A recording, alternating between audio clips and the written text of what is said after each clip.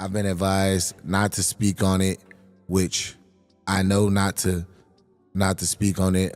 I just can't wait for the truth to be told in court, and I will wait for that day, and I look forward to that day.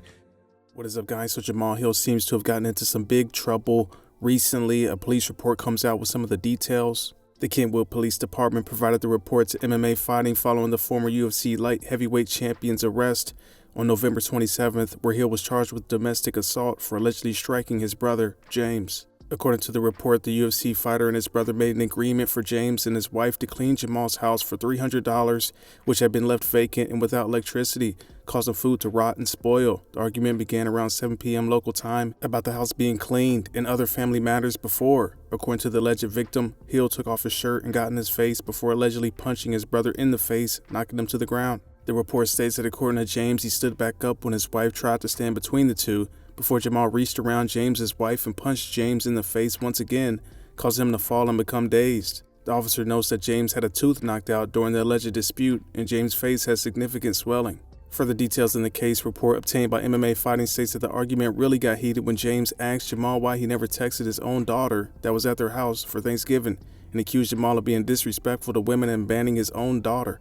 And the first punch Jamal threw was an alleged sucker punch. The report states that James debated whether or not to call the police because he didn't want to ruin Jamal's UFC fighting career. But multiple text messages from James to Jamal asking for a reason why the alleged assault happened and asking for an apology were not responded to. An unidentified witness corroborated James's story according to the report and added that Jamal took off his shirt because James was allegedly speaking truth, and that when standing in between the brothers, Jamal did not touch her while allegedly delivering the second punch to James. The witness stated that Jamal's 3 kids were in the room when the incident occurred.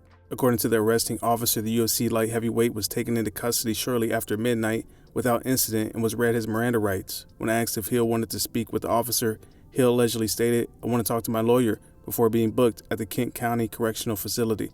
The report also states that the state's prosecutor's office that there was enough evidence to charge Hill with misdemeanor aggravated domestic violence. This is definitely not good news for Jamahal Hill. Hopefully he doesn't miss any fights in the UFC due to this, but let me know what you guys think about all of this stuff in the comments below.